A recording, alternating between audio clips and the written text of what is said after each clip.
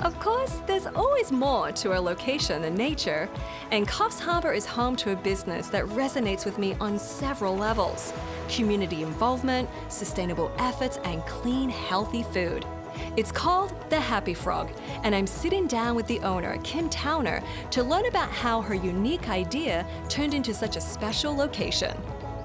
Well, it was really crazy actually, because it was right at the beginning of the global financial crisis. And I already had a little tiny cafe, a little kiosk, and I had started a community market.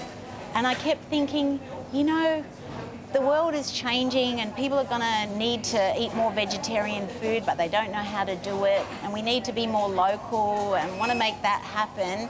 And then I just had this little vision of this sort of funny amalgamation of everything that I'd dabbled in all in one place.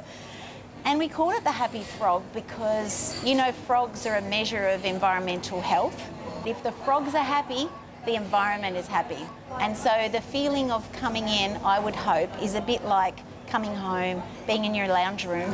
Absolutely, Yeah. that is so true. That, you know, when I walked in here with the family, I just looked around and I did feel at home. And I think that is important. You want people to feel like they can connect with food and connect with their community without any stigma, right? Exactly. Or any walls that block them from, one, tasting the food, and two, getting to know the people in their neighborhood. When you have lines out the door for your food that is prepared by very, very wonderful people. There's no head chef, it's the whole community's involved. Tell me about the people that work here. Oh, I love our kitchen. I love all of the bits, but yeah, we have a very diverse workplace. Coffs Harbour has taken a lot of refugees that have come to Australia. About 5,000 of them have settled here. So we've had over the years different ones, but at the moment we have an Eritrean lady and an Ethiopian lady.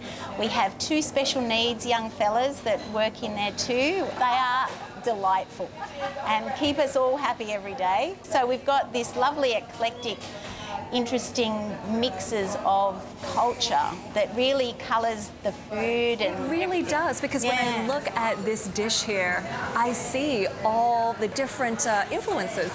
We call it global confusion. Global confusion, I love that. Well, it's when you have that many people who are bringing different flavors from around the world and different experiences to the table, you are sure to create a dish or a taster plate, as you will, such as this. That's right. This is for people when they come and they get a little bit overwhelmed with all the food over there and they can't make up their mind. So we say, have a tasty plate, because we make it a bit different every time. Okay. But it's just a little taste of lots of things. So what are we tasting on this plate? My favourite new salad. This one's Buddha's bowl. Buddha's bowl. Yes. Okay, I'm going to try that one. So it has some beautiful chickpeas, which we use so much of. What do you need in life? Lots of love and maybe a few chickpeas. You're done. That is absolutely delicious. I think with food, try not to mess with the package that it comes in, is my philosophy. Okay. You know, it grows in a certain package. We don't need to dry it out, grind it up and reproduce it. It's actually pretty perfect as it is. So these things have not been really messed with at all. Beautiful. I have many reasons why my family is vegetarian.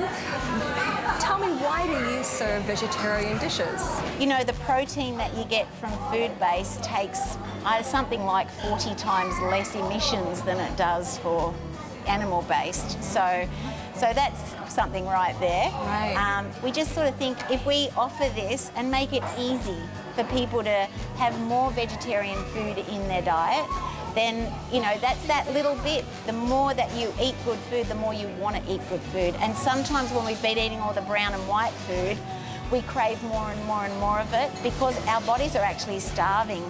They're starving of nutrients. So the more colour that we put into our diet, that's giving us the micronutrients, you know, that we won't so much crave the other weird things.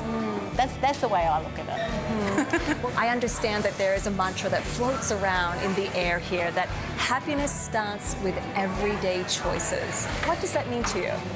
It means that how you choose to live, how you spend your money, what you choose to buy, that's those little tiny choices are the things that can make a big difference in your life and everyone else's life.